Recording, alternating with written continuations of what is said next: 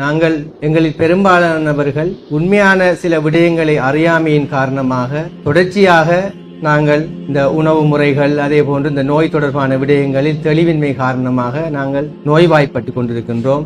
இலங்கையில் மேற்கொள்ளப்பட்ட ஆய்வின் போது எமது சமூகம் முஸ்லிம் சமூகம் ஒரு பாரிய இந்த தொற்றா நோய்களின் பாதிப்புக்குள்ளாகி கொண்டிருக்கின்றோம். ஏனைய சமூகங்களுடன் ஒப்பிட்டு பார்க்கின்ற போது தமிழ் சமூகம் சிங்கள சமூகத்தினருடன் ஒப்பிட்டு பார்க்கின்ற போது எங்களது சமூகம் ஒரு 10 பேருக்கு 5 பேர் என்ற அடிப்படையில் ஒரு 10 பேரை சாதாரணமாக நாங்கள் எடுத்தால் அதில் 5 பேர் ஏதாவது ஒரு தொற்றா நோயின் பாதிப்புக்குள்ளாகி கொண்டிருக்கு. ஏனைய சமூகங்களில் 10க்கு 2 என்ற வீதத்தில் காணப்படுகின்றது. தமிழ் சமூகத்திலும் சிங்கள சமூகத்திலும் 10க்கு 2 பேர். ஆனால் எங்களது சாய்ந்தமருது பிரதேசத்தில் நாங்கள் செய்த எங்கள் வைத்தியசாலையில் செய்த ஆய்வின் போது 100க்கு 70% அந்த தொற்றா நோயின் பாதிப்புக்கு உள்ளாகி இருப்பதை 2021, 22, 23, 24 செய்த ஆய்வின் போது நாங்கள் அறிந்திருக்கிறோம். அது மிகவும் அதிகமாக இருக்கிறது. முழு இளைஞர் ஒப்பிட்டு பார்க்கின்ற போது நாங்கள் முஸ்லிம்கள் செறிவாக வாழ்ந்திருக்கின்ற இந்த பிரதேசத்தில் இந்த தொற்றா நோய்கள் உங்களுக்கு தெரியும் அனைவருக்கும் சீனி வியாதி, பிரஷர், கொலஸ்ட்ரால், மாரடைப்பு, பாரிசவாதம், கேன்சர் போன்ற இந்த தொற்றா நோய்களின் பாதிப்பு எமது சமூகத்தில் மிகவும் அதிகமாக காணப்படுகிறது. அது இப்ப உங்களுக்கு ஒருத்தருக்கு உங்களோட ஃபேமிலிக்குள்ள ஒரு ஆள் 2 பேர் இருக்கும். ஆனா எங்களுக்கு வருகின்ற போது சிலருக்கு இந்த தொற்றா நோய்கள் இருக்கிறது காட்டிக்கொள்ளாமக்கு மறைத்து மருந்து செய்யறாக்கெல்லாம் இருக்கும். களம்புக்கு போய் செய்வோம், ஊர்ல போனால் தெரிய வரும், ஹாஸ்பிட்டலுக்கு போனா தெரிய வரும் சொல்லி தெரியாமக்கு நாங்கள் பலர் அந்த மிச்சம் இளம் வயதினர் கிட்டத்தட்ட 35 வயது 34 வயதெல்லாம் இந்த சீனி வருத்தம் பிரஷர்னு சொல்லி நாங்க பாதிப்புக்குள்ளாகி கொண்டோம். அந்த அடிப்படையில தான் எனக்கு இந்த கடந்த காலங்களில் நான் அதிகமாக இந்த விழிப்புணர்வுகளை செய்து கொண்டிருக்கின்றேன். ஏனென்றால் நாங்கள் வைத்தியம் செய்கின்ற போது அதிகமானவர் கேட்பார்கள், இதை சாப்பிடக்கூடாதா, இதில் சீனி இருக்கிறதா, இதை சாப்பிட்டா பிரஷர் கூடுமா சொல்லி தெளிவில்லாமல் இருக்கின்ற வீதம் மிகவும் அதிகமாயிருக்கு. அந்த வகையில் ஒரு தெளிவை ஏற்படுத்த வேண்டியது நான் எனக்கு அல்லாஹ் தாலா இந்த நியமத் வைத்தியராக்கினது.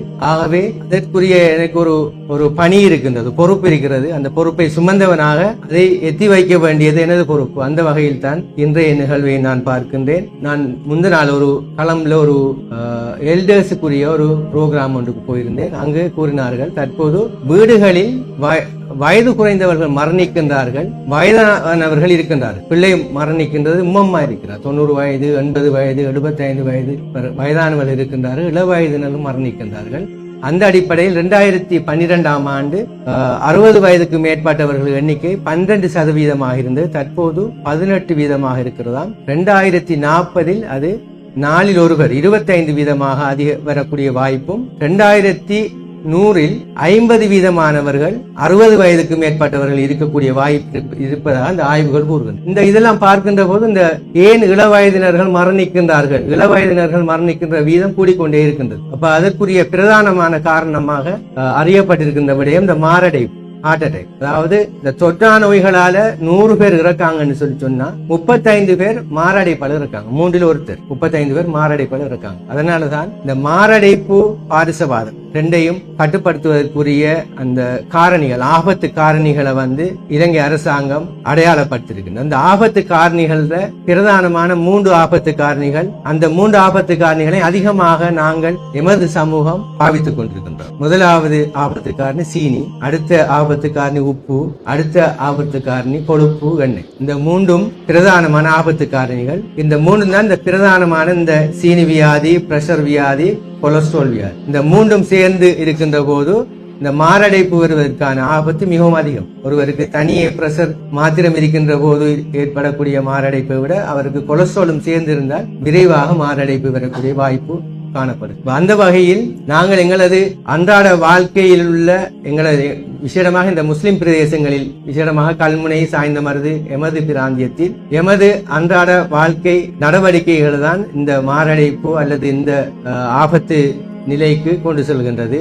அந்த அடிப்படையில் பிரதானமாக இருக்கின்றது ஆரோக்கியமற்ற உணவு முறை, அதே போன்று அசைவு குறைந்த வாழ்க்கை முறை. அடுத்த காரணி தூக்கமின்மை, நித்திரை குறைவு. இந்த 3ம் ஒரு பாரிய அதாவது நித்திரைங்கிறது தூக்கம் என்பது ஒருவருடைய ஸ்ட்ரெஸ்ஸை கூட்டுறது, டென்ஷனை கூட்டுறது, அதே மாதிரி பிரஷரை கூட்டுறது. இப்ப மாரடைப்பால இறக்குற ஆக்கள்ல பிரதான காரணம் மாரடைப்பு ஏற்படுவதற்கு பிரதான காரணமா இருக்கின்றது வந்து பிரஷர். கொலஸ்ட்ரால் வந்து படிவு இருந்தாலும் அந்த பிரஷர் தான் இரத்த குழாய்களுக்குள்ள உட்பகுதிகளில் வந்து பாதிப்பை ஏற்படுத்தி அந்த கொலஸ்ட்ரால் பிளாக் ஆகிறதுக்குரிய வாய்ப்பை ஏற்படுத்துவது வந்து இந்த உயர் குருதி அழுத்தம். எமது பிராந்தியத்தில் கல்முனை பிராந்தியம் RDHS ஊடாக வருடா வருடம் மேற்கொள்ளப்படுகின்ற இந்த ஆய்வின் போது ஆண்களில் பிரதானமான இந்த ஆபத்து காரணியாக இருக்கிறது பிரஷர். பெண்களில் வந்து பிரதான ஆபத்து காரணியாக இருக்கிறது மேலதிக உடற்பருமன். அவங்களுக்கு இருக்க வேண்டிய உடற்பருமனை விட அதிகமான உடற்பருமன். இந்த உடற்பருமன் என்றால் மேலதிக டிரெக்டா கூறுற விடயம் வந்து கொழுப்பு அல்லது எண்ணெய் அவங்களுக்கு கூட. நம்ம சொசைட்டி சமூகத்துல வந்து பெண்களுக்கெல்லாம் இந்த லிபிட் ப்ரொஃபைல் கொலஸ்ட்ரால் செய்து பார்த்தோம் சொல்லிச்சுன்னா அவங்க எல்லாருக்கும் கொலஸ்ட்ரால் கூட இருக்கு பெண்கள். நான் வந்து எந்த பீரியட்ல ஒர்க் பண்ண ஏரியாக்கள் வெட்டுங்கள் ஏரியா மொன்றாகல அதே மாதிரி குருநாயகல இந்த ஏரியாக்கள் ஒர்க் பண்ற காலங்கள்ல பெண்களுக்கு கொலஸ்ட்ரால் ரிப்போர்ட் கூட பார், ஆண்களுக்கு தான் கொலஸ்ட்ரால் ரிப்போர்ட் கூட இருக்கும். எமது பிராந்தியத்துல பெண்கள்ல கொலஸ்ட்ரால் லிபிட் ப்ரொஃபைல் எடுத்தா எல்லாருக்கும் கொலஸ்ட்ரால் கூட ட்ரைகிளிசரைட் கூட காட்டும். அப்ப இதெல்லாம் பார்க்கிற டைம்ல நம்மட வீடுகள அமைப்பு நம்மளுக்கு அசையக்கூடிய நிலம் இல்ல. இந்த 2 ஊரையும் தவிர வெளியால் அங்கால மூவ் பண்ணி நம்ம செலுத்தினா எல்லாருக்கும் வளவுகள். அப்ப உடல் அசைவு வீடு வளவுக்குள்ளேயே அவங்களுக்கு உடல் அசைவுகள் இருக்கு. எமது பிராந்தியத்தில் அந்த அசைவு கிட்டத்தட்ட இல்லாம போயிடுது. அது ஒரு பிரதான காரணியாக இருக்கின்றது அவங்கள உடற்பருமன் வந்து அதிகரித்து கொண்டு போறது. ஆகவே இவ்வாறான இந்த விடயங்களை சொல்றேன்னு சொல்லி இதெல்லாம் வந்து ஸ்டாட்டிஸ்டிக்கல், அதாவது புள்ளி விவரங்களூடாக அறியப்பட்ட உண்மை. நாம உண்மையா வந்து ஒவ்வொரு நம்ம ஊருக்கும் நாங்க அந்த விவரங்கள் எடுக்கணும். அதாவது மரணங்கள் ஏற்படுகின்ற போது டிஎஸ் ஆபீஸ் ஊடாக அந்த மரணத்துக்குரிய காரணங்கள் வந்து என்ன நோய் என்ன காரணத்தால் மன்னிக்காண்டு எடுத்தா தான் நாம அந்த பிரதேசத்துக்குரிய சுகாதார தடுப்பு நடவடிக்கைகளும் மேற்கொள்ளலாம். இப்ப நம்மட சொசைட்டி கம்யூனிட்டியில வந்து அதிகமாக மாரடைப்பு வருதுன்னு சொல்லிச்சேன்னா அந்த மாரடைப்புல தடுக்கக்கூடிய ஒரு பாதுகாப்பு நடவடிக்கைகளை மேற்கொள்ளலாம். ஆகவே அந்த அடிப்படையில வந்து இந்த புள்ளி விவரங்கள் காட்டுறதன் அடிப்படையில நான் கூறுகின்ற விடயம். ஆகவே இதை தடுப்பதற்கு வந்து பிரதானமாக இந்த உணவு பழக்கமும் உடல் அசைவு அதே மாதிரி தூக்கமின்மை இந்த 3 விடயங்களையும் நாங்க எங்கட சமூகத்துல வந்து தெளிவூட்ட வேண்டிய கட்டாயம் இருக்கின்றது. உங்களுக்கு தெரியும் வந்து எங்கட மார்க்கம் கூறுகின்ற விடயம் வந்து நபிகள் நாயகம் ஸல்லல்லாஹு அலைஹி வஸல்லம் அவர்கள் கூறியிருக்கின்ற முறைகள் வந்து உணவு உட்கொள்ற முறைகள் எல்லாம் வந்து நாங்க பின்பற்றம் இல்லை. அதான் அந்த உணவு வந்து ஆரோக்கியமற்று அது நோயாக மாறுவதற்கு காரணமாக அமையுது. இப்ப நாங்க ஒவ்வொருத்தரும் வந்து எங்க இறைப்பயிர சைஸ் தெரியும், உங்களுக்கு மொத்தமா வயிற்று சைஸ் தெரியும். ஒரு இறைப்பை எடுத்தோம்னா இவ்வளவுதான் இறைப்பயிர சைஸ். அப்ப இதுல 3 ஒரு பகுதி தான் நாங்க உணவு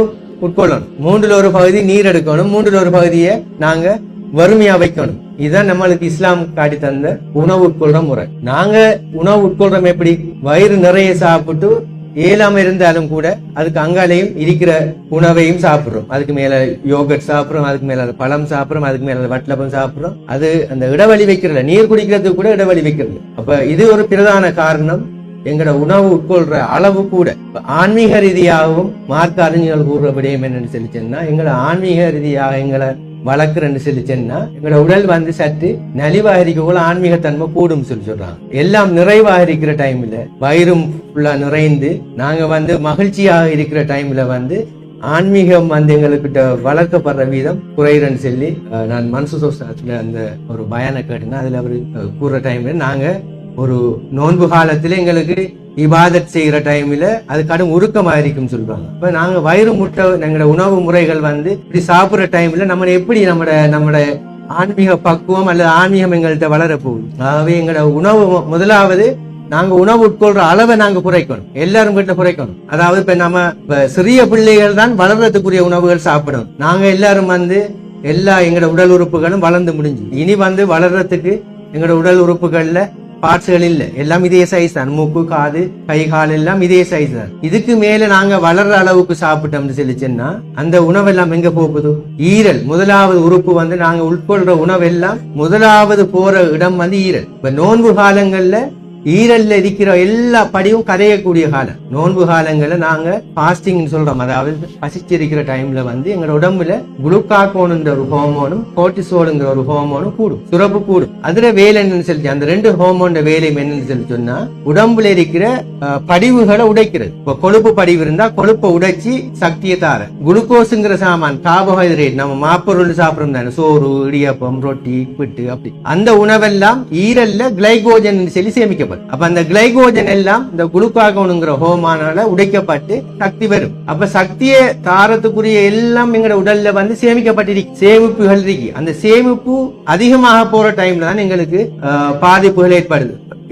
அப்ப அதுல வந்து பாருங்க, இப்ப வந்து இந்த ஃபெட்டி லிவர்னு சொல்லி ஒன்று கதைக்காங்க, ஈரல்ல வந்து கொழுப்பு அடைக்கிறோம். அது வந்து எல்லாருக்கும் கிரேட் 2 கிரேட் 3 ஃபெட்டி லிவர் இருக்கு. நம்ம முஸ்லிம் கம்யூனிட்டியில வந்து எல்லாருக்கும் நீங்க போய் ஸ்கேன் பண்ணி பாருங்க, grade 2 fatty liver, 3 fatty liver. 5வது கிரேட் 5ங்கிறது ஈரல் ஃபெயிலியர். ஈரல் ஃபெயிலியர்னா இறப்பு தான். ஈரல் ஃபெயிலியர் இருந்தா ஒருவருக்கு இறப்பு தான். ஏனென்றால் ஈரல் ஃபெயிலியர்னா ஈரலை மாத்தணும் குயிக்கா. ஏன்னா ஈரல் தான் எங்களோட உடல்ல இருக்கிற நாம் உட்கொள்ற எல்லா உணவுல இருக்கிற நஞ்சுகளையும் நஞ்சு அகற்ற உறுப்பு ஈரல். ஆகவே நாங்க வந்து அந்த ஈரலை பழுதாக்கி நம்ம செலுச்சோன்னா அந்த நஞ்சுகள் எல்லாம் வந்து எங்களோட எல்லா உடல் உறுப்புகளையும் போய் பாதிக்கும். மல்டி ஓர்கன் ஃபெயிலியர் சொல்ற எல்லா ஓர்கனும் இறக்கும். அதனால அவர் வந்து உயிரிழப்பு உள்ளாவதற்குரிய வாய்ப்பு. அப்ப சில டைம்ல இப்ப நான் கழிச்சிட்டு போகல வந்து அல்லாஹ் மறந்து கதைக்கன்னு சொல்லி யோசிச்சுறாங்க யாரும். என்னன்னு சொல்லி சொன்னா, அழகாக உடலை நாங்க ஆய்வு செஞ்சுட்டு போற டைம்ல அழகா விஞ்ஞான ரீதியாக படைச்சிருக்கு. உடம்பு வந்து அழகா விஞ்ஞான ரீதியாக படிக்கக்கூடிய மாதிரிக்கே படிச்சிருக்கு. இன்சுலின் ஒரு ஹோமோனை படிச்சிருக்கு, குளுக்காகோன் ஹோமோனை படிச்சு. பேரு தான் இவங்க வச்சு யாரு விஞ்ஞானி வச்ச இன்சுலின். இதுக்கு இந்த பதார்த்தத்துக்கு பேரு இன்சுலின் வச்சாங்க, இன்னொரு பதார்த்தத்துக்கு குளுக்காகோன் வச்சாங்க. ஆனா அந்த 2 பதார்த்தம் படைச்சு வச்சிருக்காங்க அல்லாஹ் தஆலா. இன்சுலின் என்ன செய்யுது, சாப்பிடுற குளுக்கோஸை, நம்ம சாப்பிடுற உணவில் இருக்கிற குளுக்கோஸை கலங்களுக்குள்ள அனுப்பி எங்களுக்கு சக்தியை தருது இன்சுலின். குளுக்காகோனுங்கிற சாமான் செல்லுச்சுன்னா மேலதிகமா இருக்கிற குளுக்கோஸை கொண்டு ஈரல்ல சேமிக்குது. தேவைப்படுற டைம்ல திருப்பி அந்த கிளைகோஜன் குளுக்கோஸா வந்து சக்தியை தாரு. இது அழகா படைச்சிருக்கு. இப்ப இதை ஆய்வு செஞ்சுட்டு போற விஞ்ஞானி தான் இஸ்லாத்துக்கு வாரான். ஏன்னா அப்படி எல்லாம் போகக்குள்ள இதெல்லாம் நம்ம தேட சாமான் இருக்காங்க உள்ளுக்கு. அப்ப அழகாக நம்மளோட உடம்பை பத்தி அதே மாதிரி உலகம் எல்லாம் படைக்கப்பட்டிருக்கிறது, விஞ்ஞான ரீதியாக படிக்கப்பட்டிருக்கு. நாங்க என்னத்துக்குன்னு சொல்லிச்சுன்னா படிக்கிறதுக்கு, ஆய்வு செய்யறதுக்கு, அதை பின்பற்றுறதுக்கு. இப்ப சீனிக்கிற குளிசையை படைச்ச யாரு? அல்லாஹ் தஆலா படைச்சிருக்காங்க. அதுக்கு பேரை வச்சு கண்டுபிடிச்சு எடுத்தாங்க. மெட்ஃபார்மின்ங்கிற குளிசை எங்க இருக்கு? ஏதாவது ஒரு இடத்துல இருந்து அதுக்கு பேரை வச்சு மெட்ஃபார்மின் பேரை தான் விஞ்ஞானி வச்சது. இப்ப இந்த குளிசையை போட்டா அதை உடலுக்குள்ள போய் அந்த மெட்ஃபார்மின் தாக்கம் நடத்துறதுக்குரிய தாக்கம் எல்லாம் அங்க தயாரிக்கப்பட்டிருக்கு. இவர் போய் அங்க ஒரு களத்துல சேர்ந்து குளுக்கோஸ் உடம்புல இருக்கிற ரத்தத்தில் இருக்கிற சீனி இல்லாம செய்யுது. அப்ப இது அழகா படைச்சு வச்சதால நாம இதை கண்டுபிடிச்சு இதை பாவிக்கும். அதனாலதான் நான் சொல்றேன், ஆகவே இது விஞ்ஞான ரீதியாகத்தான் அழகாக உடம்பும் படைக்கப்பட்டிருக்கு. நாங்க சில டைம்கள்ல நம்ம சொசைட்டிக்கு வந்து சில டைம்கள்ல வந்து எனக்கு அந்த வேற கம்யூனிட்டியோட வந்து டாக்டர்ஸ்மாரோட களம்புல ஒர்க் பண்ற டைம்ல நம்மட ஆக்களை வந்து அவங்க ஒரு நக்கல் மாதிரி சொல்ற விஷயம் ஒன்றுதான் சொன்னா, அல்லாஹ் இருக்கான்னு சொல்லி போட்டு நாங்க மடத்தனமா நடக்கிறது அவங்க வந்து நம்மள்ட்ட இதா சொல்லுவாங்க, மாஸ்க் போட்டாலையும் போடாட்டியும் கொரோனா வாரது வரும், இதோடு போடாம இருக்கிறது, கைய கழுவினாலும் கழுவாட்டியும் வார வருத்தம் வரும் சொல்லி. ஆகவே நாங்க இதால தொற்று வருதுன்னு தெரிஞ்சா நம்மளோட இஸ்லாமும் கூறப்பட்ட விட இந்த ஒரு தொற்று உள்ள பிரேசு போகப்படான்னு சொல்லித்தான் ஹதீஸ் சொல்லுது. அப்ப அந்நேரமே அது சொல்லப்பட்ட விடயம். அப்ப நாங்க வந்து மடத்தனமா என்ன செய்யறோம்னு சொல்லி சொன்னா, சில நாங்க டாக்டர்ஸ் கதைக்கிற விடயங்களை வந்து சில டைம்கள் என்ன செய்யறோம்னு சொல்லி சொன்னா, அது இப்படி சொல்றது நடக்கிறது நடக்கும். எதை திண்டாலும் என்ன கட்டுப்பாடா இருந்தாலும் அவர் எவ்வளவு கட்டுப்பாடா இருந்தா அவருக்கு நான் இது வரலையான்னு சொல்லி கேட்கிற விதம் கூட.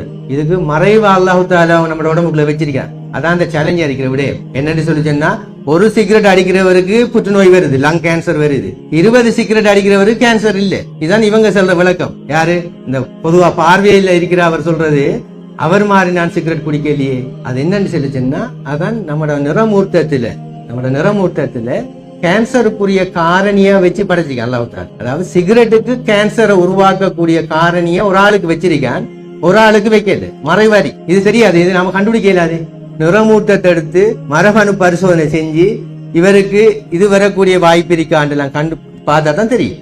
இது நம்மளுக்கு தெரியாது. அப்ப அதனாலதான் அந்த 30 சிகரெட் அடிச்சவருக்கு சுவாச புற்றுநோய் வரல, அவருக்கு கேன்சருக்குரிய காரணியை வச்சு படைக்கல. இந்த ஒரு சிகரெட் அடிச்சவருக்கு கேன்சர் வரக்கூடிய காரணியை வச்சு படைச்சிருக்கு. அதனால அவர் என்ன செய்யல, பக்கத்துல இருக்கிற புகையும் கூட போகல. அவர் பசிவ் ஸ்மோக்கிங், பக்கத்துல ஒரு ஆள் அடிக்கிற புகையில போனாலும் அவருக்கு கேன்சர் வரலாம். இப்படி விஞ்ஞானம் வந்து ஆய்வு செஞ்சுட்டு போகல ஒரு விடயத்துல வந்து நிக்கும், மொட்டி நிக்கும். அங்க வந்து சேலஞ்சா சில விடயங்கள் இருக்கு, அதை ஆய்வு செய்யறாங்க. ஆய்வு செய்ய அங்க ஒரு காரணி ஒன்று இருக்கு. இப்படித்தான் போகுது. அதனாலதான் நாங்க கட்டாயம் இந்த விஞ்ஞான ரீதியாக ஆய்வு செய்யப்பட்டு நம்மளுக்கு வழங்கப்படுற இந்த விடயங்களை வந்து நாங்க ஏற்று நடக்கணும். இப்போ உப்பு வந்து பிரஷரை கூட்டுது. என்ன உப்பு வந்து டிரெக்டா பிரஷரை கூட்டுற சாமான். நாம இந்த நோன்பு காலத்துல சாப்பிடுற அவ்வளவு உணவும் என்ன உப்பு தான். உப்பு அதிகமாக போட்ட உணவு, எங்களோட சோடிஸ் எல்லாம் வந்து மேக்சிமம் உப்பு போட்டு நீங்க அடிச்சு பாருங்க, சரியான உப்பா இருக்கு. உப்பு வந்து நபிகள் நாயகம் ஸல்லல்லாஹு அலைஹி வஸல்லம் அவர்கள் எப்படி சாப்பிட சொல்லிருக்காங்க? உப்பு வந்து போட்டு சாப்பிட சொல்லல, உப்பை தொட்டு நாக்குல வச்சுட்டு சாப்பிட தொடங்கிருக்காங்க. தொட்டு முடிஞ்சதுக்கு பிறகு தொட்டு நாக்குல வச்சு உடனே. அப்ப இப்ப உலக சுகாதார நிறுவனம் கண்டுபிடிச்சிருக்கு, ஒரு ஆள் ஆகக்கூடிய ஒரு நாளைக்கு 5 கிராம், ஒரு தேக்கரண்டி உப்புக்கு மேல சாப்பிடக்கூடாதுன்னு சொல்லி, அதுக்கு மேல போகப்படா, எவ்வளவு குறைய சாப்பிடும் அவ்வளவு நல்லன்னு சொல்லி அவங்க சொல்லியிருக்காங்க. அதைத்தான் ஆகல் பின்பற்றுறாங்க. நபிகள் நாயகம் ஸல்லல்லாஹு அலைஹி வஸல்லம் காட்டிய வழிமுறையை நாங்க பின்பற்றதை நாங்க விட்டுட்டோம். நம்மளோட வீட்டுகள்ல ஆரம்ப காலத்துல அந்த உப்பு சின்ன ஒரு உப்பு சுக்கிரியான்னு சொல்லுவாங்க, அது ஒன்று மேசையில் இருக்கு. அந்த உப்பு தொளிச்சுதான் சாப்பிட்டேன். அப்ப நம்மளோட உப்பு பாவனை வந்து நல்லா குறைய இருந்துச்சு. இப்ப வந்து உப்பு பேக்கெட் ஒன்று வாங்கினா நீங்க வீட்டுகளை பாருங்க, இந்த உப்பு வந்து டேட்டா எழுதுங்க அந்த பேக்கெட்ல எத்தனை நாளையில முடியுதுன்னு சொல்லி. உண்மையா வந்து ஒரு வீட்டுல 4 பேர் இருந்தா 20 கிராமை விட குறைந்த உப்பு தான் பாவிக்கணும். ஒரு ஆளுக்கு 5 கிராம் அப்படின்னு சொல்லிச்சுன்னா 2 மாதத்தையும் பாவிக்கணும். நீங்க ஒரு கிலோ உப்பு வந்து 2 மாதத்தையும் பாவிக்கும். அப்படி பாவிப்படுதான்னு பாருங்க. உப்பு கடும் டேஞ்சரான சாமான். உப்பு வந்து டிரெக்டா அவங்களோட கிட்னியையும் பாதிக்கும், பிரஷரை கூட்டும். இப்ப நம்ம பிரஷர் குறைஞ்சா உடனே உப்பை கரைச்சி கொடுக்குறேன்னா குயிக்கா பிரஷர் கூடும். அப்ப டைம் எடுத்து வாரதில்லை. ஆகவே உப்பை வந்து நாங்க மிகவும் கடுமையா பாவிக்கணும். விசேடமா வந்து ஆண்களுக்கு ஆபத்து காரணி அறிக்கிறது வந்து ஹை பிளட் பிரஷர் தான் ஆண்களுக்கு இந்த ஹார்ட் அட்டாக், பாரிசவாதம் வாரத்துல பிரதான ஆபத்து காரணி அறிக்கை. இந்த ஸ்ட்ரோக் வாரன்னு சொல்லுவோம், நரம்புகள் வெடிக்கிற பிரஷர் கூடினா மூல நரம்பு வெடிக்கிறது. ஆகவே இப்படி இந்த திடீர் மரணங்களுக்கு பிரதானமாக காரணி அறிக்கிறதுல நான் இந்த உப்பை சொன்னேன். அதே மாதிரி தான் இனிப்பு. இப்ப சுகர் வந்து ஆக கூடினது ஒரு ஆள் 5 தேக்கரண்டா 25 கிராம் சுகர் தான் ஒரு நாளைக்கு ஒருத்தர் பாவிக்கிறது. இப்ப நாங்க அப்படி இல்லையே, வீட்டுகளை பாருங்க எப்படி போடுபடுதுன்னு சொல்லி. இப்ப வெள்ளக்காரன் வந்து என்ன செஞ்சீங்கன்னா 5 கிராம் பேக்கெட் பண்ணி 5 ஸ்டார் ஹோட்டல்கள் 5 கிராம் பேக்கெட், அந்த பேக்கெட் அரைக்கும் சின்ன சின்ன பேக்கெட், அது 5 கிராம். அப்ப அவங்களுக்கு கவுண்ட் பண்ணி தான் டெய்லி எடுப்பாங்க. இப்ப ஒரு நாளைக்கு இப்ப நம்ம இதுல 2 பேக்கெட் குடிச்சோம்னா மேக்சிமம் ஒரு 3 பேக்கெட் தான் நாம இன்றைக்கு சுகர் எடுக்கலாம். இப்ப நம்ம வீட்டுகள் அப்படி இல்லை, மொத்தமா நாங்க கலந்து குடிச்சிட்டே இருக்கோம். அது உடல்ல என்ன செய்யுது, படிப்படியாக எங்களுக்கு சீனி வியாதியை உருவாகும். இப்ப சில டைம்ல இதுலயும் நான் சொல்றேன், அதாவது இப்ப சில ஆட்களுக்கு ஃபெமிலியலா சில காரணிகள் இருக்கும். குடும்ப ரீதியாக சீனி வருத்தம் வரக்கூடிய அந்த ஜீன்ல காரணம் இருக்கிற ஆளுக்கு விரைவாக வரும். ஒரு சிலருக்கு வந்து வயசு போயிட்டு எங்கட உடல்ல இருக்கிற இந்த இன்சுலினுக்குரிய அந்த ரிசப்டர் சொல்லுவாங்க, அது வந்து களைப்படைஞ்சி போகக்குள்ள அந்த இன்சுலின் வேலை செய்யாது. அப்படி வரக்குள்ள அவங்களுக்கு சாப்பிடுற உணவுகள் இருக்கிற குளுக்கோஸ் எல்லாம் வந்து பிளட்ல நிக்க தொடங்கும். அதான் சீனின்னு சொல்றது. அப்ப சுகரை பத்தி நான் சில விஷயங்களை சொல்லுவேன். கொமனா வந்து சுகர் அதிகமான பேருக்கு இருக்கு. சுகர்காரர்கள் சொல்லுவாங்க எனக்கு கடுமையா பசிக்கிற சருமா, சுகர்காரர்கள் கடுமையா பசிக்கும். அது என்னன்னு சொல்லுச்சு, அவங்களுக்கு 350-400 பிளட்ல சீனி இருக்கும், ஆனா கடுமையா பசிக்கும். அது என்னன்னு சொல்லுச்சுன்னா அவங்களோட கலங்கள் வந்து சீனி இல்லாம இருக்கு. அவங்களோட கலங்கள், இப்ப தசை கலங்கள், மூளை கலங்கள், உடம்புல இருக்கிற எல்லா கலங்களுக்குள்ளேயும் வந்து அந்த சீனி போகுது இல்லை. அதான் சீனிங்கிறது. சீனி வியாதிங்கிறன்னு சொல்லிச்சுன்னா அந்த இன்சுலின் தான் ஒரு ஆள்ற சீனிய கலங்களுக்குள்ள அனுப்புறது. அப்ப இன்சுலின் குறைவாக இருந்தால் அல்லது இருக்கு இன்சுலின், அது வந்து எஃபெக்டிவ் இல்ல, சரியான திறன் அற்ற இன்சுலின் உடம்புல இருக்கிறது, அல்லது செயல் இழந்துட்டு அந்த இன்சுலின். அப்ப நாங்க சாப்பிடுற உணவெல்லாம் அப்படியே பிளட்லயே ஏறிக்கும், கலங்களுக்குள்ள போகுது. அதால என்ன செய்யும், கலங்களுக்கு சாப்பாடு தேவை, கலங்களுக்கு கலோரி வேணும், எனர்ஜி வேணும், அதான் அந்த பசிவாறு. அப்ப அதை வந்து கூட்டுறதுக்கு ஒரு அட்வைஸ் தான் அந்த எக்ஸசைஸ். உடற்பயிற்சி வந்து அந்த கலங்களுக்குள்ள குளுக்கோஸ் போறத தூண்டுமா. உடற்பயிற்சி செய்கின்ற போது கலங்கள் சுரிஞ்சி விரிஞ்சி அந்த எக்ஸசைஸ் நடக்கிற நேரங்கள்ல எங்க பிளட்ல இருக்கிற குளுக்கோஸ் வந்து கலங்களுக்குள்ள போகும். அதனால எங்களுக்கு அந்த பசி உண்டாகிற விதம் எல்லாம் குறைஞ்சு கொண்டு போகும். ஆகவே இந்த உடற்பயிற்சிங்கிறது மிகவும் முக்கியமான ஒரு விடயம். வந்து அது மிகவும் அரிதாகி கொண்டு போகுது. எமது பிரதேசத்துல வந்து இந்த மோட்டார் பைக்கிள் பாவனை கடும் கூட. சின்ன வேலைகளுக்கும் நாங்க என்ன செய்யறோம், குயிக்கா மோட்டார் பைக்கிள் தான் எடுக்கும். அதே போல 3 வீல் பெண்களை பொறுத்த வரையில முந்தி நாங்க பழைய காலம் இந்த ஊர் வந்து அகல நீளத்துல 30 வருஷம் 40 வருஷத்துக்கு முதல்ல இருந்த அகல நீளம் தான் ஊர் மொத்தம். ஆனா இப்ப நம்மளுக்கு அது தூரமா காட்டுது, நடக்க சென்னா தூரமா காட்டுது. ஆனா இந்த தூரத்தை முந்தி எப்படி போன, எல்லாரும் நடந்துதான் போனேன். ஆனா இப்ப எங்களுக்கு, இப்ப பிள்ளைகளுக்கு எல்லாருக்கும் இது தூரமா காட்டுது. அதால மொத்தமாக எங்களோட உடற்பயிற்சி மிகவும் குறைந்து போனது. அடுத்த ஒரு ஆபத்தாரிக்கு இந்த 3 விடயங்களுக்கு, அதாவது சீனி, பிரஷர், கொலஸ்ட்ரால், இந்த இதை 3ஐயும் உடைக்கிறது தானே உடற்பயிற்சிங்கிறது. இப்ப நாங்க எடுக்கிற உணவுகளை உடைக்கணும், உடைச்சா தான் அந்த போய் படியாது. அதுல வந்து நாங்க இந்த நோன்பு காலம்ங்கிறது 30 நாட்களும் வந்து எங்கட உடல்ல இருக்கிற இந்த மேலதிக படிவுகளை வந்து உடைச்சி அந்த படிவுகளை கரைக்கக்கூடியதாக நாங்க மாத்திரம் செலுச்சோம்னா நாங்க உள்ளெடுக்கிற அந்த கலோரி வந்து எங்களோட தேவையான கலோரியை விட குறைய எடுத்தா தான் இது கரையும். நீங்க நிறுத்து பார்க்கலாம். நோம்பு முதலாவது ஆண்டுக்கும் நோம்பு முடிஞ்சதுக்கு பிறகு 30 நாளைக்கு பிறகு உடல் நிறைய நிறுத்து பாருங்க. உங்களோட உடல் நிறையில குறைவு ஏற்படலைன்னு சொல்லிச்சுன்னா நீங்க வந்து சரியான முறையில அந்த உணவுகளை எடுக்கல, அதிகமா எடுத்துறீங்க கலோரி, அப்ப அங்க ஒன்றும் உடையாது, அங்க உள்ளுக்கும் சேர்ந்துதான் இருக்கு. ஆகவே இந்த உடற்பயிற்சியும் மிகவும் முக்கியமான விடயம். நாங்க எங்களோட உடற்பயிற்சி சைக்கிள் ஓடுறது, ஆண்களை பொறுத்தவரை வந்து இந்த புஷ் பைக்களை பாவிங்க. அவசர தேவைகளுக்காக நாங்க இந்த மோட்டார் பைக்களை பாவிச்சாலும் மற்ற நார்மலான வேலைகளுக்கு வந்து புஷ் பைக்கை ஸ்டார்ட் பண்ணுங்க. நான் கிட்டத்துல போன 2 வீக்ஸுக்கு முதல்ல என் மகனை கூட்டிட்டு நான் வந்து ஜப்னாக்கு போனேன். நான் அப்போ ஒரு கிளாஸ்ல சேர்க்கறதுக்கு போனா அங்க வந்து ஒரு டியூஷன் சென்டர் சயின்ஸ் வேர்ல்டுன்னு போட்டு அதுல இருந்து பிள்ளைகள் வருது. அங்க வந்து ஒரு 3/4 பிள்ளைகள் நடந்தான். கிளாஸ் முடிஞ்சா அந்த கிளாஸ் A லெவல் பிள்ளைகள் நடந்து வருது. ஒரு கொஞ்சம் தான் பைசிக்கலை கண்டன் புஷ் பைக்கில், மற்ற எல்லாம் நடதான் கிளாஸ் போயிட்டு விட்ட போகுது கிளாஸ். அப்ப அந்த நடையும் சின்ன நடல அந்த ஃபாஸ்டான போக் ஆடி போறதும் இல்லை. இப்ப கடும் ஷோக்கா இருந்துச்சு. அந்த வாகனங்கள் மோட்டார் பைக்கள் எல்லாம் குறைய, ஜப்னாவில் வந்து மோட்டார் பைக்கில் ஓடிக்கிறது எல்லாம் குறைய, ஆக்கள் நடையும் மற்ற சைக்கிள் தான். அப்ப இப்படி அந்த பெரியாக்கள் சைக்கிள் மற்றது. நாங்க வந்து இப்ப நம்ம வந்து அது ஒரு பெருமையாகவோ அல்லது இதாக எடுக்கக்கூடாது. ஏன்னா நாங்க அதை ஒரு பிராக்டிஸா எடுக்கணும். நாங்க ஒரு டீம் வந்து ரவுஃபல் அமெரிக்கம் சைக்கிள் ஓடுறோம். என்னன்னு சொல்லிச்சுன்னா நாங்க மற்ற ஆக்களுக்கு ஓட வைக்கணும்னு தான் ஓடுறோம், வேற ஒரு நோக்கமும் இல்லை. யாருனால இப்ப நாங்க எல்லாம் ஓடுறோம் தானே, எல்லாரும் ஓடுவோம். சரி, சில முக்கியமான ஒரு பெரிய இதுல இருக்கிறார்கள், ஒரு வசதி படித்தவர்களும் எல்லாரும் வந்து அந்த பைசிக்கிள் ஓட துவங்கினா நார்மல் டீமும் ஓட தொடங்கும். இல்லாட்டி வந்து அது கொஞ்சம் அந்த வித்தியாசமா நினைக்கிறதான் மேலாம. இப்ப புஷ் பைக்கில் நாங்க எடுக்கணும், வாக் பண்ணணும், நடக்கிறது. மற்றது தொழுகைங்கிறது ஒரு அடுத்த உடற்பயிற்சி. 5 நேர தொழுகையோட முன்பின் வார சுண்ணத்து தொழுகை எல்லாம் சேர்த்தோம் சொன்னா முழு உடற்பயிற்சியும் அதுல வந்துடும். உங்களோட உடல் உறுப்புகளுக்குரிய அவ்வளவு பயிற்சியும் அதுல இருக்கு. அது ஒரு முக்கியமான ஒரு விடயம் உடற்பயிற்சிங்கிறது. ஆகவே உடற்பயிற்சியை நான் கட்டாயம் சேர்த்து கொள்ளணும். அது இல்லைன்னு சொல்லிச்சுன்னா ஒரு பாரிய ஒரு அபாயகரமான ஒரு நிலைக்கு நம்மளோட சமூகம் போகும். ஏன்னா நாங்க மிகவும் ஒரு உழைக்கிற சமூகமா இருக்கோம். நாங்க அதிகமாக எங்களோட சமூகம் வந்து தேடி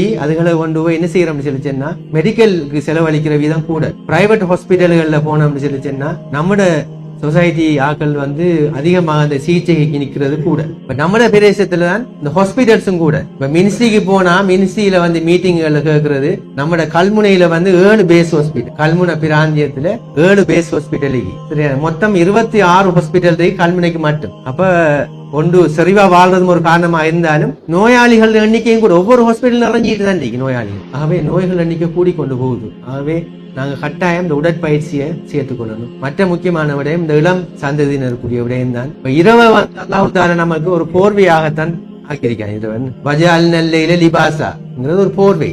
அந்த இரவு உங்களுக்கு ஒரு போர்வையாக மாற்றப்பட்டு, போர்வை ஒரு கவசம், ஒரு கவசம் நம்மளை பாதுகாக்கிறதுக்கு தான் இந்த இரவு அல்லாஹ் தஆலா படைச்சிருக்கான். ஆனா இப்ப இரவை நாம என்ன செஞ்சிருக்கோம், பகலாக்கிருக்கோம். யாரு இப்ப இரவில தூங்குறாங்க? இப்ப இரவில 9 மணிலிருந்து 2 மணி வரை இது ஆய்வு. நம்ம மூளையில இந்த கூம்புரு சுரப்பின்னு ஒரு சுரப்பி இருக்கு. இந்த சுரப்பி மெலட்டோனின் சொல்லி ஒரு ஹோமோன சுரப்பி. அந்த மெலட்டோனின் ஹோமோனை நீங்க நெட்ல தேடி பாருங்க, இவர் என்னன்னு சொல்லி. இந்த மெலட்டோனின் ஹோமோன் தான் முழு ஒரு ஆளை, அதாவது இன்டர்னல் கிளாக்னு சொல்றாங்க, உள்ளுக்கு இருக்கிற ஒரு கடிகாரமா. என்னென்ன டைமுக்கு என்னென்ன உடம்புல செயற்பாடுகள் நடக்கணும்னு சொல்லி ரெகுலேட் பண்றவர் தான் இந்த மெலட்டோனிங்கிறவர். எத்தனை மணிக்கு நீங்க தூங்கணும், எத்தனை மணிக்கு முடிக்கணும், எத்தனை மணிக்கு இந்த ஹோமோன்ஸ் சுரக்கணும், எத்தனை மணிக்கு இந்த செயற்பாடு இயங்கணும், எவ்வளவு நேரத்துக்கு இது இயங்கணும்ங்கிற எல்லாத்தையும் ரெகுலேட் பண்றவர் மெலட்டோனின். இவர் சுரக்கிற நேரம் தூக்கத்திலாம் சுரக்கும். இது 9 மணி சரி, இரவு 9 மணி இருந்து 2 மணிக்கு உள்ளதான் அதிகமாக சுரக்குமா. இந்த நேரம் தான் நபிகள் நாயகம் ஸல்லல்லாஹு அலைஹி வஸல்லம் அவர்கள் தூங்கின நேரம் சொல்றாங்க. ஏழியா இஷா தொழுது முடிஞ்ச உடனே ஏழியா தூங்கிடுவாங்களாம். நடுநிசில ஒலிம்பியனா 2 மணிக்கு பிறகு தூங்குறதால நம்மளுக்கு உடலியல் ரீதியாக எந்த ஒரு நன்மையும் இல்லை 2 மணிக்கு பிறகு தூங்குறது. ஆகவே அந்த முந்தின தூக்கம் ஆக முக்கியம்.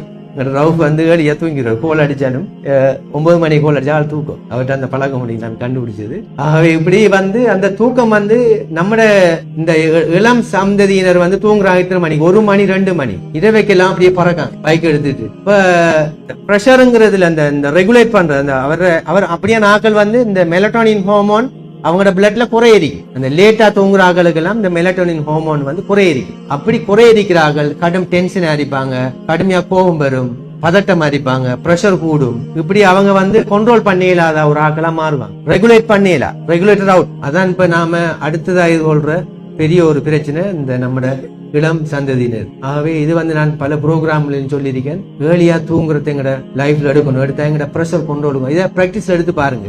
ஏர்லியா தூங்குறேன்னா உங்களோட இரவு சாப்பாடு எத்தனை மணி சாப்பிடன்றதும் அடுத்ததும் நபிகள் நாயகம் ஸல்லல்லாஹு அலைஹி வஸல்லம் அவர்களோட வாழ்க்கை முறை. மகரிபோட அவங்க இரவு சாப்பாடு சாப்பிடுவாங்க. மகரிபுக்கு பிந்தி வார டைம்ல சஹாபாக்கள் கேட்ட டைம்ல சொல்லியிருக்காங்க, நான் மனைவியோட சமைச்சு நின்றதுல இரவு சாப்பாடு ப்ரிப்பேர் பண்ணதுல நேரம் போயிட்டு சொல்லிருக்காங்க. அப்ப ஏர்லியா சாப்பிட்டா இப்ப உணவு சமைப்பாட்டுக்கு வந்து எப்படியும் 2.5 மணித்தியாலும் 3 மணித்தியாலும் தேவை. இப்ப நீங்க 9:30-10 மணிக்கு தூங்குறேன்னு சொல்லி சொன்னா 6:30-7 மணிக்குள்ள உங்களோட இரவு சாப்பாடு சாப்பிட்டா தான் நீங்க சாப்பிடுற டைம்ல இறைப்பையில இருக்கிற உணவெல்லாம் சமிபாடு அடைஞ்சு. அப்ப நீங்க அந்த சமிபாடு அடையாம கழிஞ்சாதான் நம்ம எல்லாருக்கும் கேஸ்ட்ரிக். இப்ப காமன் ப்ராப்ளம் வந்து யாருகிட்ட வாயில எடுத்தாலும் மருந்து எடுக்க வந்தா குளிசு எழுத தொடங்க கொலை சொல்றது, எனக்கு கேஸ்ட்ரிக் மிதிக்கு சார் பார்த்து மருந்து எழுது. எல்லாருக்கும் கேஸ்ட்ரிக். அந்த கேஸ்ட்ரிக் குளிசோட பேர் எல்லாம் பாடம் ஒமிப்ரோசோல் பாடம் எல்லாரும். அப்ப இது என்னது கேஸ்ட்ரிக்ங்கிறது? அப்படி இல்லையே. கேஸ்ட்ரிக்ங்கிறது ஏதாவது இருந்தாப்புல ஒரு நாள் என்னையும் சாப்பாடு டிலே ஆகி சாப்பிட்டது அல்லது கொஞ்சம் கூடுதலா எண்ணெய் சாப்பாடு சாப்பிட்டு அந்த அன்றைக்கு மட்டும்தான் அந்த கேஸ்ட்ரிக் இருக்கும். இது டெய்லி கேஸ். இது காரணம் இந்த லேட்டா சாப்பிட்டுட்டு கழியுது. லேட்டா சாப்பிட்டு கழிஞ்சா அல்லது லஞ்சுக்கு பிறகு கழிகிறது. பகல் சாப்பாடு இல்ல. நபிகள் நாயகம் ஸல்லல்லாஹு அலைஹி வஸல்லம் அவர்கள் வந்து 2 நேரம் தான் சாப்பிட்டுக்காங்க, காலை சாப்பாடும் மகரி சாப்பாடு. லஞ்ச் பகல் சாப்பாடுங்கிறது இல்ல. நாம சாப்பிடுற மெயின் சாப்பாடு பகல் சாப்பாடு. பகல் சாப்பிட்டு முடி என்ன நடக்குது? தூக்கம் கொண்டு வருது, கழிஞ்ச அந்த உணவோட எங்க வருது? இஞ்சா வருது. அப்ப தொண்டைக்குள்ள சளி அதிகமான பேர் வந்து சொல்லுவாங்க, சளி சார் கச்சரியான சளி. எங்க சளி? மூக்குலையா இல்ல, தடுமல் இருக்கா இல்ல, தும்மல் இருக்கா இல்ல, தொண்டைக்குள்ள சளி. அது சளி இல்ல. சளிங்கிற ஒரு ஆளுக்கு தடுமலாக்கி தும்மலாக்கி வாருதான் சளி. தொண்டைக்குள்ள இருக்கிறது உமிழ் நீர் சுரப்பு சரியானே, இறைப்பயிர ஜூஸ், அதுகள் தான் தொண்டைக்குள்ள சளி மாறி வலுவரிக்கிறது. அது வந்து கூட ஆருக்கு வருதுன்னு சொல்லிச்சுன்னா சாப்பிட்ட உடனே கழிகிறார்கள். சாப்பிட்டு போட்டு சாயிறாக்களுக்கு எல்லாம் அந்த இஞ்சாம்பர். அப்ப அவங்க சளின்னு மருந்தெடுக்க வாருது. கேஸ்ட்ரிக் ஜூஸ் வந்து மேல இறைப்பையில இருக்கிற அமிலம் வந்து ஒரு வன் அமிலம், ஹைட்ரோகுளோரிக் அமிலம் சொல்லி ஒரு வன் அமிலம். அது அல்லாஹ் தஆலா ஏன் வச்சு படைச்சிக்கான்னு சொல்லிச்சுன்னா நாம சாப்பிடுற உணவு சாஃப்ட் ஆக்கி மென்மையாக்குது. நம்ம இறைச்சிக்கு வினாகிரி ஊத்துறோம் தானே, சிட்ரிக் ஆசிட் ஊத்தி என்ன புளியெல்லாம் ஊத்துற ஒரு இறைச்சி சாஃப்ட் ஆக்குறதுக்கு. அப்ப இயல்பாவே இறைப்பையில அமிலத்தை வச்சு படைச்சிருக்கு. நம்ம சாப்பிடுற உணவு போனோட அது சாஃப்ட் ஆக்கி கொடுத்தா தான் எங்களோட சமிபாட்டு நொதியங்கள் எல்லாம் அந்த உணவு லேசா சமிபாடு அடைய செய்யும். அப்ப அந்த அமிலம் என்ன செய்ய மேல வரும் நீங்க சாப்பிட்ட உடனே கழிஞ்சா. ஆகவே எல்லாருக்கும் அந்த கேஸ்ட்ரிக் வருது. ஆகவேதான் எங்கட தூக்கத்தை தானே சொல்றேன். அதாவது ஏர்லியா தூக்குறேன்னு சொல்லி சொன்னா அப்ப எங்கட உணவும் வந்து ஏர்லியா வரணும். மகரிப் டைமோட நம்ம இரவு சாப்பாடு எடுத்தோம்னு சொல்லிச்சுன்னா ஒரு 10 மணிக்கு தூங்கினா எங்கட தஹஜ்ஜுத் தொழுக சுபஹ் தொழுக எல்லாம் ஆர்கனைஸ் ஆகும்.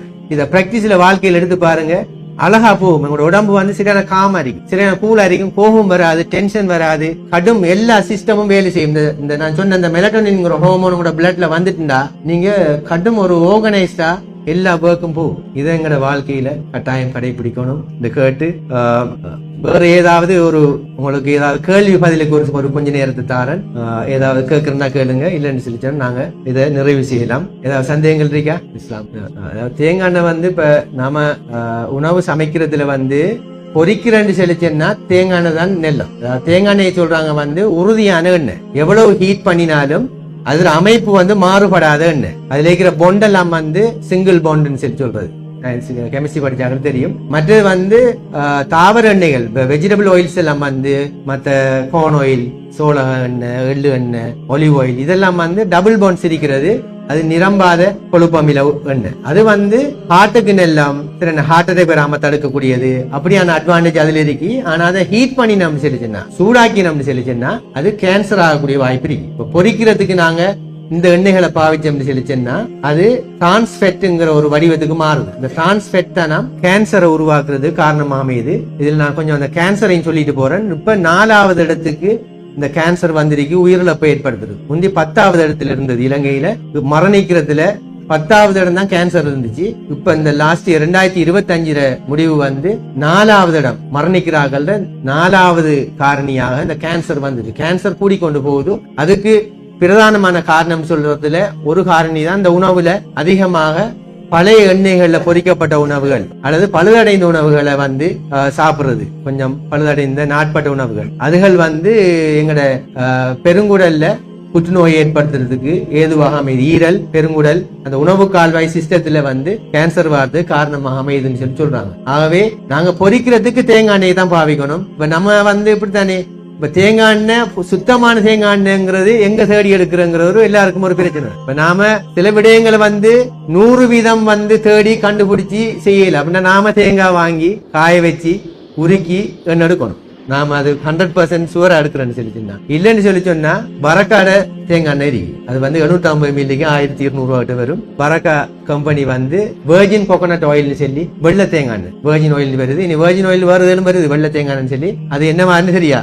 ஆனா சில விடயங்களை வந்து நாங்க நம்பிக்கை அடிப்படையெல்லாம் செய்துட்டு போகலாம். ஒரு அளவுக்கு கட்டுப்படுத்துறேன்னு சொல்லி சொன்னா நம்மளுக்கு நம்பிக்கையான ஒரு இடத்துல அந்த தேங்காய் எடுக்கிறது, அல்லது சில வீட்டுகள்ல வயசனாக்கள் அந்த தேங்காயை காய வச்சு சில மெஷின்ல கொடுத்து அந்த வெள்ளை தேங்காய் எடுத்து பாவிக்காங்க. ஆனா இயல்பான அளவுக்கு அப்படி டவுட்டா இருந்தா எண்ணெயை ஏன் பாவிக்கணும்? இப்ப ஏர் ஃப்ரையர் எல்லாம் வந்துருக்கு. ஏர் ஃப்ரையர்ல வந்து அவன் சிஸ்டம், ஏர் ஃப்ரையர்ல வந்து சம்சா எல்லாம் செய்யறாங்க. பெட்டிஸ், ரோல்ஸ், பொரிக்கிற வேலைகள் எல்லாத்தையும் வந்து சுட்டு சாப்பிடுற அளவுக்கு வந்துட்டு இப்படித்தானே. இது கட்டாயம் இல்லையே. நாங்க அடுத்தது இருந்தாப்பல ஒரு நாள் சாப்பிடுறது ஓகே, நாம அடிக்கடி சாப்பிடுற இதுல சில டைம்கள்ல சில பேர் யோசிப்பீங்க, நான் சொல்றது எல்லாம் வந்து மொத்தமா சாப்பிடாம சொல்லல. இதெல்லாம் சரிதானே. நாம இருந்தாப்பல ஒரு மாத்தைக்கு ஒருக்கா வந்து கோழி சுட்டு சாப்பிடலாம். ஒரு கிழமையில இருந்தாப்பல ஒரு நாள் பிரியாணி சாப்பிடலாம், பிரச்சனை இல்லை. நான் சொல்றேன் ஒவ்வொரு நாளும் ஏதாவது ஒரு எண்ணெய் சாப்பாடு டெய்லி நம்ம உணவுல வாரதுதான் டேஞ்சர். இப்ப சில வீட்டுகளை வந்து டெய்லி சோட்டீஸ் சாப்பிடப்படுது. ஒவ்வொரு நாளும் சோட்டீஸ், ஒவ்வொரு நாளும் கிழங்கு பொரியல் சாப்பிடுறாங்க. இப்படி ஒவ்வொரு நாளும்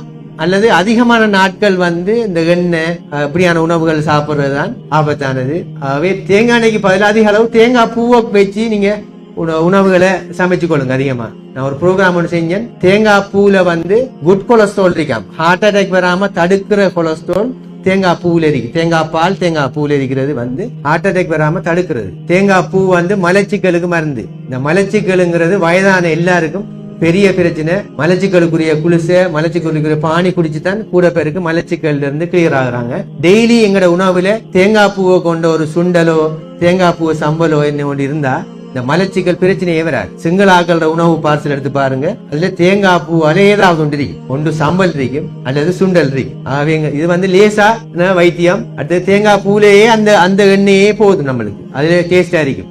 ஆகவே தேங்காய் பூ பாவனையே எங்களோட வீட்டுகள்ல நாங்க கூட்டிக் கொள்ளும். பழைய காலத்துல இதெல்லாம் இருந்த தேங்காய் பூ போட்டு கரையல், தேங்காய் பூ போட்டு பிட்டு எல்லாம் சாப்பிட்டுதான் இருக்கேன். ஆனா இப்ப அதெல்லாம் வந்து நடைமுறையில இருந்து போயிட்டு அது வந்து கொகனட் வந்து ஒரு வெப்பன், நம்ம ஹார்ட்டை பாதுகாக்கிற ஒரு வெப்பன் சொல்லி மிச்சம் ஒரு 30 இயர்ஸுக்கு முதல்ல கார்டியாலஜி அத்துக்கூறல ஒரு ஆர்டிக்கல் வெளியில. அதுக்கு பிறகு விஞ்ஞான இந்த என்ன கமர்ஷியல் பர்பஸுக்காக வேண்டி தேங்காய் எண்ணெயை வந்து மாத்தி மற்ற வெஜிடபிள் ஆயில இதாக்கி விட்டாங்க. அதனாலதான் இப்ப அதிகமான இந்த பிரச்சனைகளுக்கு காரணமா அமையுது. ஆகவே தேங்காய் எண்ணெய் பாவனை, தேங்காய் பூ பாவனை இயன்ற அளவுக்கு எங்கட உணவுல வந்து இதுக்கு மாற்றீடாக எடுத்துக்கொள்ளலாம். இந்த கேட்டு அனைவரும் அந்த விடயங்களை வந்து பிராக்டிஸ்ல கொண்டு வரணும். நம்ம கழிச்சு கொண்டே இருக்கும் எல்லா விடயங்களையும் அதை எங்கட அன்றாட வாழ்க்கையில நடைமுறையில கொண்டு வரணும் கேட்டு, அதுக்கு நீங்க எல்லாரும் உங்களோட வீட்டுகள்ல விசேடமா வந்து இப்ப நாம தானே கறி வாங்கி கொடுக்குறாங்க. இப்ப வீட்டுகள்ல வந்து ஆரோக்கியமான கறிகளை வாங்கி கொடுக்கணும். ஆரோக்கியமான கறி எல்லாம் விலை குறைஞ்சது, என்ன ஆரோக்கியமற்ற கறி எல்லாம் விலை கூடினது. அது லேசா விளங்கினா சரி. நம்ம உண்மையா விலை குறைஞ்ச சாமான் எல்லாம் ஆரோக்கியமா வந்து அல்லாஹ் படிச்சிருக்கேன். அதுகளை வாங்குற குறை நாம எல்லாம் வந்து மற்ற ஆரோக்கியமற்ற உணவுகளை தான் அதிகமாக எங்கட உணவுல எடுக்கும். ஆகவே நாங்க அந்த உணவுகளை வாங்கி கொண்டு கொடுக்குறாங்க. ஆகவே நாங்க இந்த ஆரோக்கியமான உணவுகளை வாங்கி கொடுத்து எங்கட எதிர்கால சந்ததியை விசேடமாக வந்து ஆரோக்கியமாக வச்சு கொள்ளணும் கேட்டு வாய்ப்புக்கு நன்றி கூறி விடைபெறுகின்றேன். அல்ஹம்துலில்லாஹி ரப்பில் ஆலமீன்.